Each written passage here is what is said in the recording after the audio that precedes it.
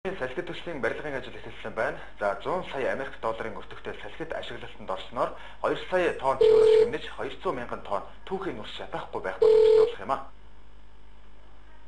Салхин фермийн салхид төслийн барилгын ажил эхэлжээ. 100 мянган сая $, өртөгтэйгээр салхид төслийн зөвлөхөөр Шотландын сэргээгдэх эрчим хүчний технологийн зөвлөх Sejory Energy компани ажиллаж байгаа.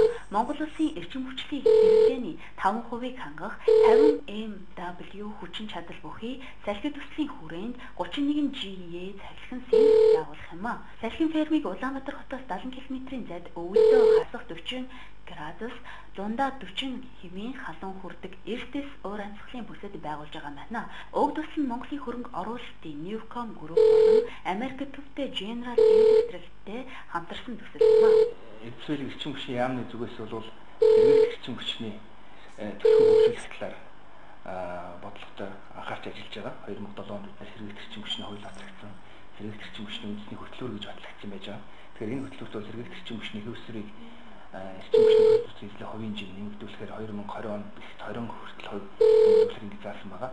За энэ хүрээнд бол салхин цахилгаан станцууд бол дунд чадлын 50 МВт орчим цахилгаан станцууд бол нэлээд хэдэн станцууд тусгай зөвшөөрлөө аваад энэ дотроос бол Newcom хэрэгжиж байгаа салхитын хөндөг хэрэгжиж байгаа 50 МВт-ийн салхин амжилттай хэрэгжиж өнөөдөр барилга ухсралтай ажил хийж байгаа. Европын цэргийн бас хөгжлийн банктай хамтарч хөрөнгө босгосон Америкийн General Electric компани бүтээгдэхүүнийг тавьж энэ төслийн амжилттай явж энэ оны төгсгөлт дуусгахаар төлөвлөлтөд ингэ явж байгаа.